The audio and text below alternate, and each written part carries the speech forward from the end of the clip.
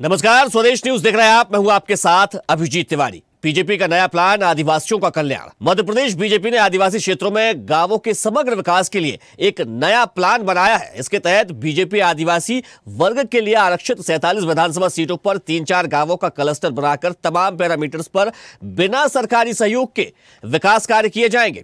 इस पहल को बीजेपी ने संकुल विकास परियोजना का नाम दिया है और क्लस्टर स्तर पर विस्तृत प्रोफाइल तैयार कराई गई है। बता दें कि पार्टी संगठन की आदिवासियों को लेकर इस कवायद को 2028 के चुनाव की रणनीति से जोड़कर देखा जा रहा है, जिससे बीजेपी अभी से आदिवासी क्षेत्रों में अपनी पकड़ को और ज्यादा मजबूत कर सके। विधानसभा क्षेत्रों में 3-4 गांवों में जो संकुल बनाए जाएंगे उसमें शिक्षा, स्वास्थ्य, रोजगार, जल संकट, आजीविका, पलायन जैसे मुद्दों पर ध्यान दिया जाएगा। दरअसल राज्य के आदिवासी बहुल क्षेत्रों में कुल 47 विधानसभा सीटें आरक्षित हैं और लंबे समय से ये सीटें सत्ता के समीकरण तय करने में निर्णायक भूमिका निभाती रही हैं। यानी कि जिसके पास आदिवासी वोटर्स रहे हैं, जिसके पास आदिवासी बाहुल्य सीटों पर कब्जा रहा है, उसी ने मध्य प्रदेश में अपनी सरकार बनाई है। इसी वजह से बीजेपी ने इन इलाकों में एक नई और अनोखी पहल शुरू की है, जिसका नाम है संकुल विकास परियोजना। यह परियोजना न केवल आदिवासियों के विकास के नए मॉडल की तरह पेश की जा रही है, बल्कि इसे राजनीतिक रूप से भी एक बड़ा निवेश माना जा रहा है। पार्टी का दावा है कि यह एक ऐसा प्रयोग होगा जिसमें समुदाय के साथ जुड़कर बिना सरकारी मदद के विकास कार्य किए जाएंगे, जिससे स्थानीय स्तर पर और स्थानीय जनता में विश्वास और निकटता बढ़ेगी। अब बीजेपी का आदिवासियों के लिए प्लान है और सियासी घमासान ना हो, भला कैसे हो सकता है? जो कांग्रेस आदिवासियों के मुद्दे पर सरकार को कटघरे में खड़ा कर रही है, तो आदिवासियों को लेकर एक प्लान भारतीय जनता पार्टी ने तैयार किया है और इस पूरे मामले को लेकर देखिए पहले प्रतिक्रिया आई है, वो सुनवा देते हैं आपको। संकल्प लिया है कि जो जनजाति वर्ग है उनको आने वाले 5 सालों में जो हमारा संकल्प पत्र भी था उसमें था कि हम 3 लाख करोड़ रुपए से ज़्यादा की राशि जनजाति बाहुल क्षेत्रों में खर्च करेंगे, जनजाति बंधुओं के हित के लिए, लाभ के लिए, उनके जीवन के उन्नयन के लिए करेंगे। और निसंदेह जो योजना है इसके द्वारा भी हम आदिवासी जो ब्लॉक हैं जो वहाँ पर उनकी आजीविका बढ़े और उनके जीवन स्तर में सुधार आए। तो ये नई योजना का भी निसंदेह प्रारूप चल रहा है और जल्दी शीघ्र इसको अनुमति मिलेगी। इस प्रकार सरकार काम कर रही है और जनजाति बंधुओं के लिए कहाँ वो कांग्रेस थी जो मात्र 1000 करोड़ रुपए देती थी, साल भर में 1000 करोड़ का बजट होता था।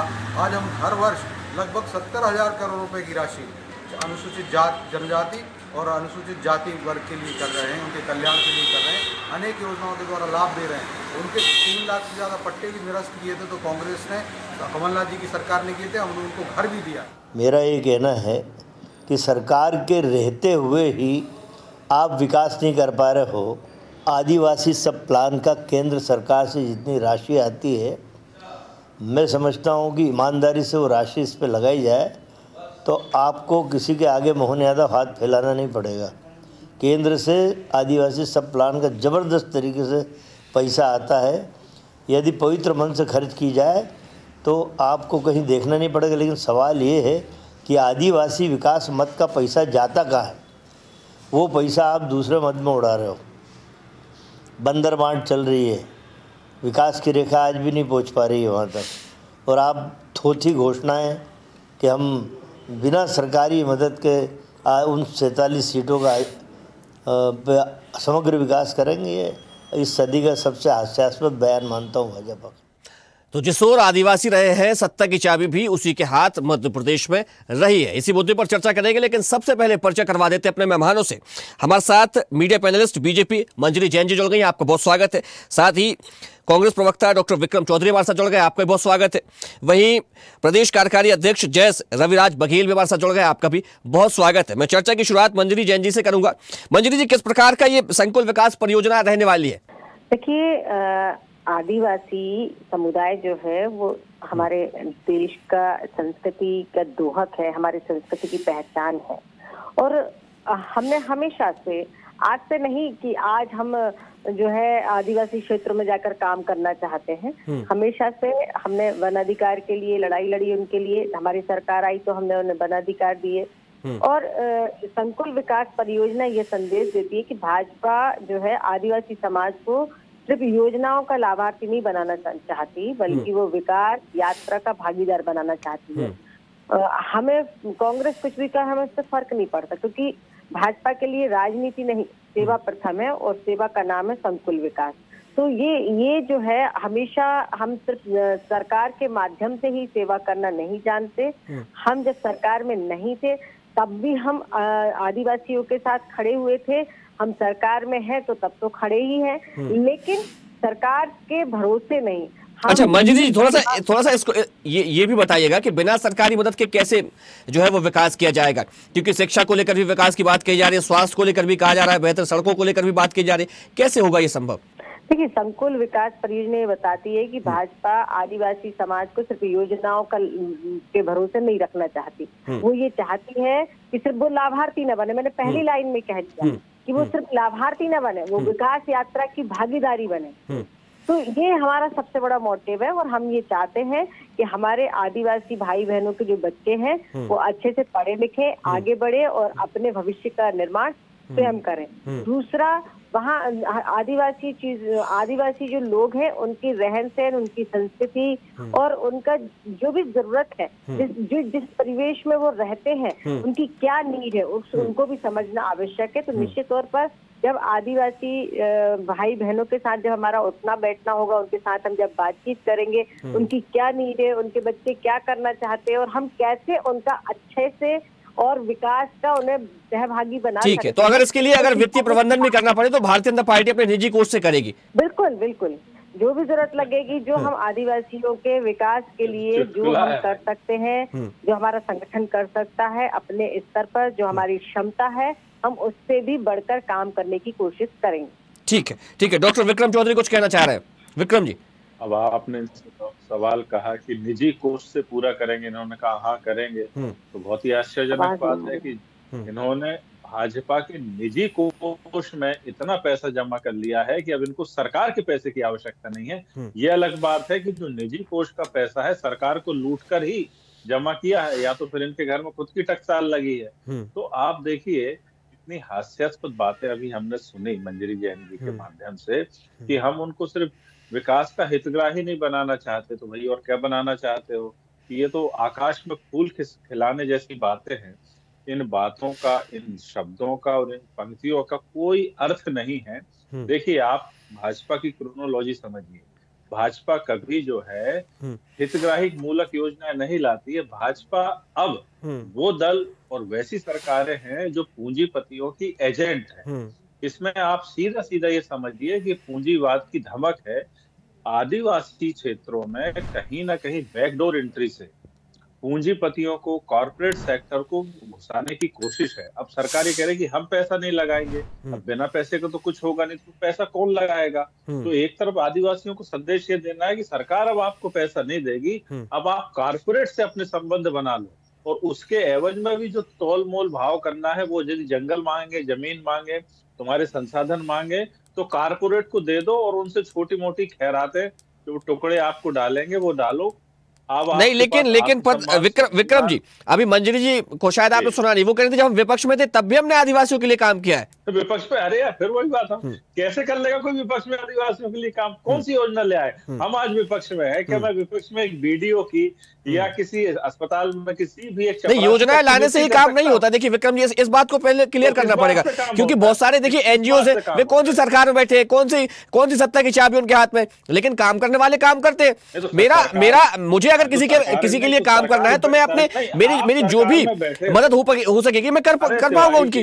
नहीं, मैं सरकार में बैठा हूं, मैं अपना काम ना करूं, मैं इधर उधर की बात करने लगूं, ये कोई बात हुई? आप जिस बात के लिए आपको वोट मिला है आप वो करिए ना, ज्ञान क्यों बघार रहे हैं? अब आप एंकर हैं, मैं कहूंगा नहीं साहब मैं एंकर तो हूं, लेकिन मैं दोहा बोलूंगा, यहाँ बैठ के भागवत सुनाऊंगा, इसलिए थोड़ी बिठा लाया आपको सरकार में, इसलिए बिठा लाया कि आप सरकार को, सीधी सरकार की मशीनरी और पूरा वित्त जो है वो लगाइए आदिवासियों के लिए। नहीं, आप इधर उधर की बातें कर रहे। देखिए, कुल मिला के कहानी सिर्फ इतनी है कि कारपोरेट के सहारे आदिवासियों को छोड़ देना है, कारपोरेट दोहन करेगा और थोड़े बहुत वो स्कूल अस्पताल खोलेगा।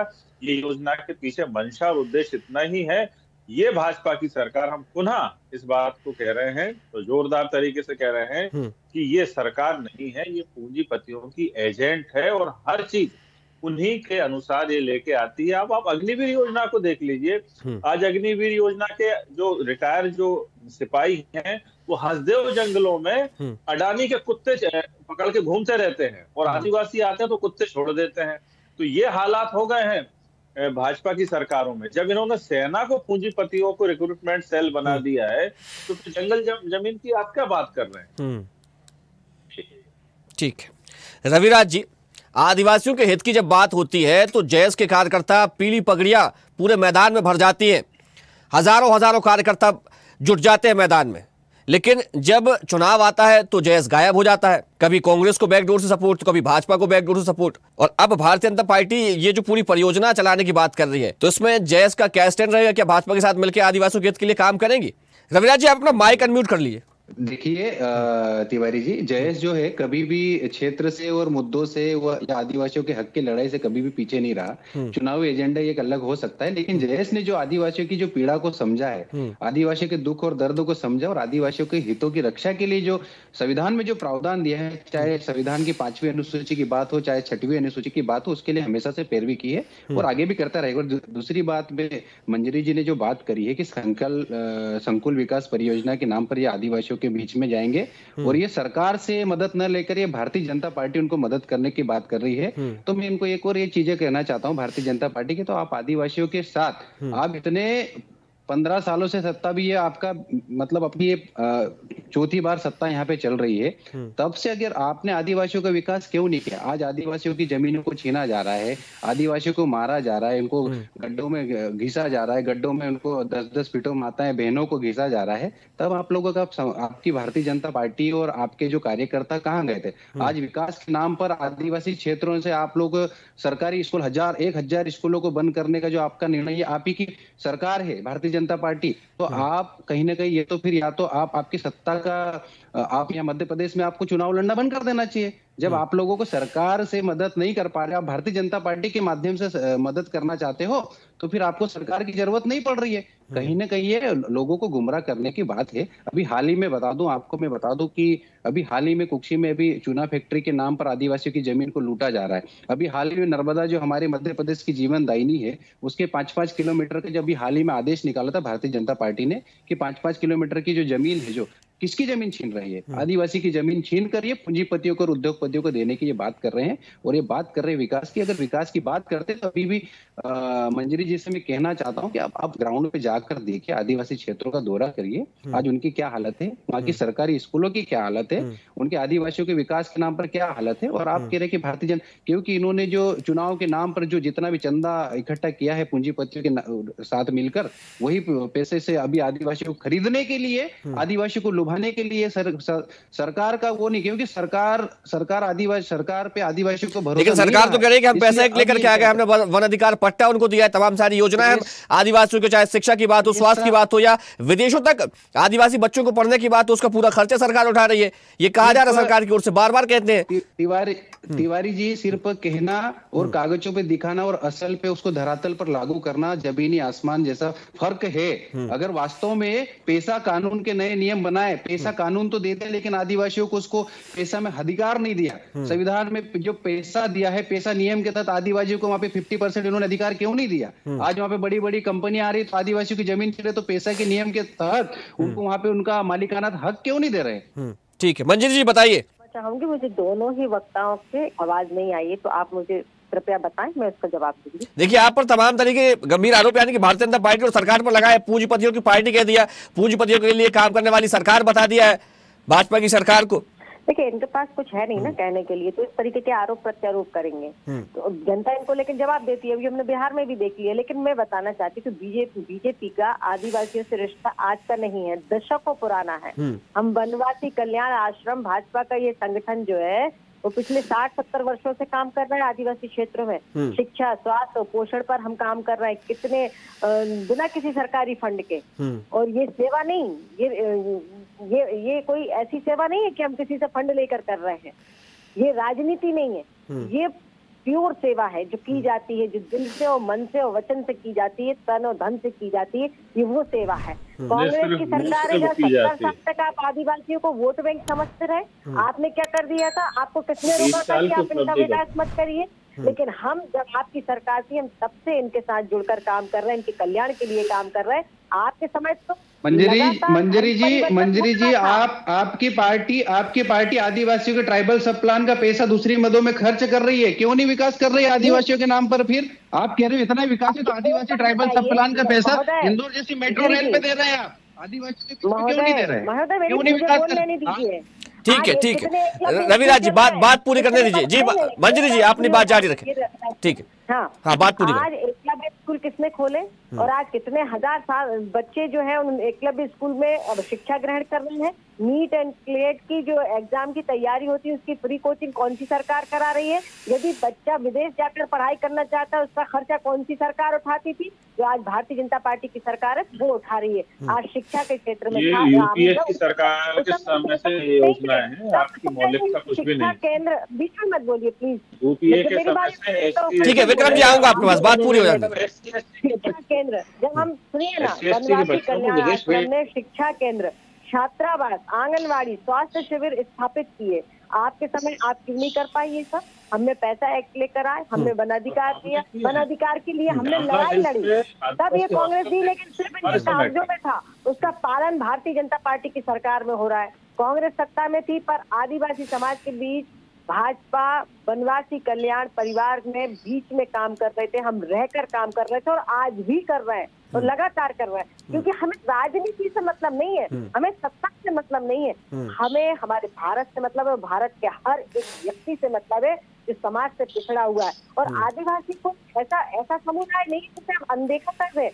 वो हमारे वन संरक्षक है, वो हमारी संस्कृति के रक्षक है, वो हमारा गौरव है। आज देखिए 15 नवंबर को आज हम भगवान बिरसा मुंडा की जयंती मना रहे हैं। आपने कहा कब भगवान बिरसा मुंडा को याद किया था? आप तो गांधी परिवार से बाहर ही नहीं निकल पाए थे, जिन्होंने 1857 के पहले क्रांति की अलग हमारे कारण जाना, उनको याद करने के आपका लिए, बस चले समाज में तो बिरसा की जगह उनको राम राम पकड़ा दो। दिलाने के लिए आज तो भारतीय जनता पार्टी बोला करिए बिरसा मुंडा की पूजा, उनकी जो जितनी प्रतिमाएं लगी वो कांग्रेस लगी हैं। विक्रम जी थोड़ा सा अभी आपने कहा कि अगर आपका बस चले तो आप उनको राम राम पकड़ा दो। देखिए महापुरुषों को लेकर के फिर भगवान को बीच में ले आना, बिरसा मुंडा को भी भगवान मानते हैं, भगवान राम भी हमारे आराध्य हैं, लेकिन उसी चीज में एक को दूसरे से आकर के कटाक्ष कर देना, एक को दूसरे से लड़ा देना, ये वर्गों में वर्गीकरण क्यों कांग्रेस करती है हमेशा से? बात भगवान बिरसा मुंडा की हो रही थी, आप भगवान राम को बीच में कहां से ले आए? ये आखिर मानसिकता कह रही थी कांग्रेस की, फिर इसका खामियाजा कांग्रेस भुगतती है और उससे कुछ सीखती भी नहीं है कांग्रेस।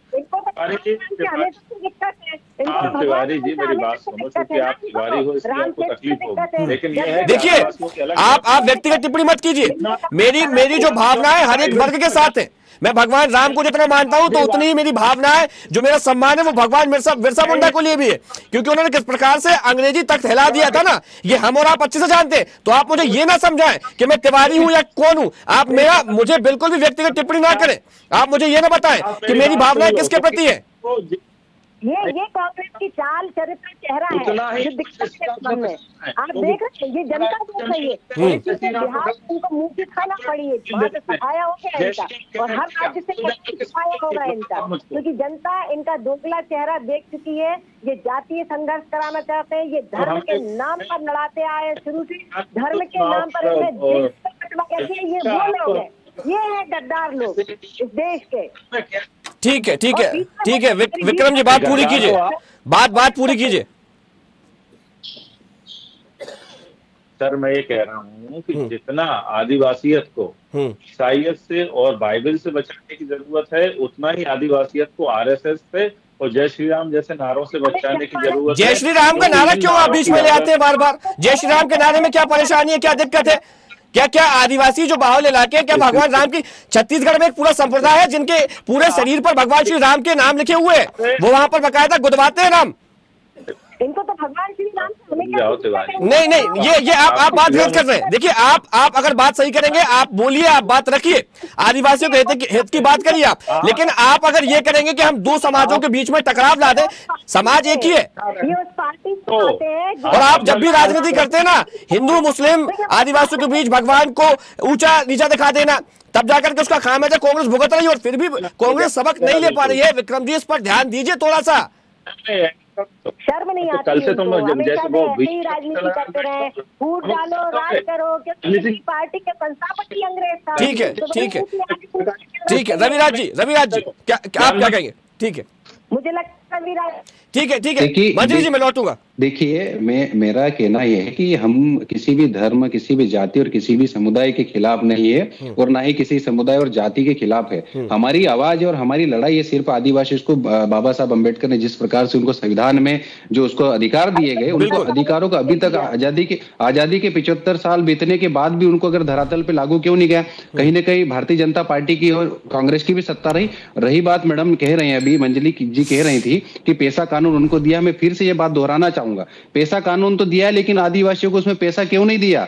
कानून देने से उनका विकास नहीं होगा, उनको पैसा भी देना पड़ेगा। आज वन अधिकार कानून के तहत आज आदिवासियों को जंगलों से उजाड़ा जा रहा, उनको पट्टे क्यों नहीं दिए जा रहे? आपने कुछ पट्टे दे दिए, उसका हम स्वागत करते हैं, लेकिन आज ख्यूनी अभ्यारण्य के नाम पे आदिवासियों को उजाड़ा जा रहा है, कहीं अभी वाइल्ड लाइफ सेंचुरी के नाम पे आदिवासियों को उजाड़ा जाए, अभी कहीं बड़े बड़े उद्योगपति उसके नाम पे आदिवासियों को। कांग्रेस की सरकार रही मैडम, आदिवासियों के लिए कुछ नहीं किया। ठीक है मंजरी जी, मैं आऊंगा आपके पास, बात पूरी हो जाने दीजिए, रविराज जी को बोलने दीजिए। ठीक है, ठीक है रविराज जी, आप बात पूरी कीजिए। जी बोलिए। सच्चाई सुनने की आदत नहीं, क्योंकि इन्होंने ग्राउंड पर जाके, धरातल पे जाके आदिवासियों की वास्तविक स्थिति नहीं देखी है। क्योंकि अभी आदिवासियों के आज, मैडम आप बताइए, आज आपकी हम धरातल पर चल रही है, उसमें सबसे ज्यादा आदिवासियों पे अत्याचार में नंबर 1, बेरोजगारी में नंबर 1, महिला उत्पीड़न में नंबर 1। तो क्या कर रहे हैं आप? कैसा विकास कर रहे हैं? आदिवासियों को पिको बांध के घिस के मार रहे हैं। आज अभी मध्य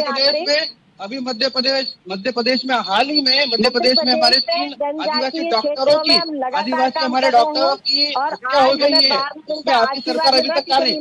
की घटना, कल की घटना है, बैतूल की घटना है, खरगोन की घटना है। प्रूफ के साथ बता रहा हूँ मैं, प्रूफ के साथ बता रहा हूँ आपके। हाल ही में 3 मेडिकल स्टूडेंट क्या गलत कौन से फेंकते हैं? आप बताइए, आज बताइए, बेरोजगारी में मध्य प्रदेश नंबर 1 में। आज रोजगार के नाम पे आदिवासी आंदोलन कर रहा है, बेरोजगारी आंदोलन करता है। ठीक है रविराज जी, जवाब ले लेते हैं, इत्मीनान से सुनिएगा रविराज जी, इत्मीनान से सुनिएगा, जवाब लेते हैं। मंजरी जी बताइए। ये बात सुनने को राजी नहीं ना, ये झूठे खुद। ठीक है, जवाब लेते हैं, बताइए क्या कहेंगे मंजरी जी। नहीं, ये रवि जी बेबुनियाद आरोप प्रत्यारोप करने से कुछ नहीं होता है। ये जो उनके बीच में जो जाता है ना, उसको पता है। हम जाते हैं उनके बीच में बैठकर बात करते हैं। आज हमने देखा है कि जहां हमारे आदिवासी भाई बहन रहते हैं, वहां पर आज समुचित विकास हुआ है। जो बुनियादी जरूरतें होना चाहिए थी, वो आज हमने अपनी सरकार के दौरान 20 सालों में जिस तरह से काम किया, भारतीय जनता पार्टी की सरकार ने किया है, और लगातार, क्योंकि हम इसलिए कर पाए क्योंकि हम ईमानदारी से काम करना चाहते थे, और उनके बीच में हम 60-70 साल, चाहे पानी हो, चाहे सड़क हो, चाहे अस्पताल हो, चाहे पीएम आवास हो, चाहे उज्ज्वला हो, चाहे कांग्रेस को लगने लगा पैसा कहाँ जा रहा है, क्योंकि अब पैसा जनता तक जा रहा है, क्योंकि कांग्रेसी नेताओं की जेब में नहीं जा पा रहा ना वो पैसा। अब तो जो हितग्राही है, आज होटल की स्कीम है, अभी अशोक होटल की तकलीफ है। बीच में कौन बोल रहे हैं? ठीक है, विक्रम जी को बात पूरी कर लेने दीजिए। ठीक है विक्रम जी बोलिए, आप कुछ कहना चाह रहे हैं, बहुत देर से इंतजार कर रहे हैं बारी का अपनी। मैडम, एक ने रिपोर्ट जारी की है कि जो आदिवासी मद का पैसा है, मध्य प्रदेश सरकार उसको सिर्फ 50% ही खर्च कर पाती है। लग रहा है कि आदिवासी मद का पैसा है जो दीगर योजनाओं में चला जाता है। ये इन्हीं की संस्थाओं की रिपोर्ट है, हमारी नहीं है। और अब बताइए, केंद्रीय जो अपराध ब्यूरो है उसने कहा है कि मध्य प्रदेश जो है आदिवासी अत्याचारों पे राष्ट्रीय औसत से ज्यादा है। राष्ट्रीय औसत 27-28% है, तो मध्य प्रदेश का जो औसत है वो 60-65% है। लाल झंडी दिखाई थी, अभी नहीं थी। ये हमारे फंड का इनके सरकारों टाइम नहीं हुआ। अच्छा ठीक है, देखिए ये कांग्रेस भाजपा हमेशा चलता रहेगा, आप लोगों का लगा रहता है। कभी जब सकारात्मक बात करने की बारी आती है तो कांग्रेस भाजपा शुरू हो जाता है। लेकिन मुद्दे की बात ये थी कि ये जो परियोजना भाजपा की ओर से चलाई जाएगी, इससे आदिवासियों का कितना हित होगा, इसको लेकर सवाल पूछ रहे हैं आपसे जेएस के कार्यकारी प्रदेश अध्यक्ष। वैसे ये जानना चाह रहे हैं, बता दीजिए आप मंजरी जी। हाँ जी, मुझसे सवाल है जी, बिल्कुल बताना चाहूंगी। आदिवासी समाज सिर्फ भारत का गौरव नहीं है, हमारी संस्कृति, हमारी परंपरा, हमारी प्रकृति के संरक्षण के आधार है। भारतीय जनता पार्टी की संकुल विकास परियोजना कोई चुनावी घोषणा नहीं है, ये बात समझना पड़ेगी। यह आदिवासी समाज के समग्र और सतत विकास के लिए हम लगातार काम जो कर रहे थे उसी को और आगे बढ़ा। चलिए ठीक है, समय की सीमा, चर्चा को यही विराम देना पड़ेगा। हमारे साथ जुड़ने के लिए मंजरी जी आपका बहुत धन्यवाद, डॉक्टर विक्रम चौधरी आपका बहुत शुक्रिया, रविराज बघेल जी आपका भी बहुत धन्यवाद। तो आदिवासियों का कैसे विकास हो सके, अब इसको लेकर संकुल विकास परियोजना भारतीय जनता पार्टी की ओर से चलाई जाएगी। इसमें 3-4 गांवों को इकट्ठा किया जाएगा, उनका एक क्लस्टर बनाया जाएगा और तमाम जो मूलभूत सुविधाएं हैं, चाहे शिक्षा की बात हो, रोजगार की बात हो या दूसरी स्वास्थ्य की बात हो, इन सभी पर विशेष फोकस किया जाएगा। भारतीय जनता पार्टी के कार्यकर्ता वहां पर पहुंचेंगे, आदिवासियों के बीच रहेंगे, उनकी समस्याओं को जानेंगे, उनके समाधान के लिए वहां पर काम किया जाएगा। और सरकार के बिना सहयोग के ये काम भारतीय जनता पार्टी अपने निजी मद से करेगी, निजी कोष से करेगी। तमाम तरह की इसमें अड़चनों की बात भी कही जा रही है, लेकिन भारतीय जनता पार्टी का कहना है कि हम वहां पर पहुंचेंगे और मिलकर के काम करेंगे, लोगों को सशक्त बनाएंगे, आदिवासी बाहुल्य इलाकों में जाएंगे, उनकी सशक्त बनाने के लिए काम करेंगे, उनके सशक्तिकरण के लिए काम किया जाएगा। फिलहाल चर्चा में इतना ही। देखते रहिए स्वदेश न्यूज, सबसे पहले देश। देखते रहिए स्वदेश न्यूज। अगर आप इस वीडियो को सोशल मीडिया हैंडल फेसबुक या इंस्टाग्राम पर देख रहे हैं तो हमें फॉलो करें, अगर यूट्यूब पर देख रहे हैं तो सब्सक्राइब करें और बेल आइकन दबाना ना भूलें।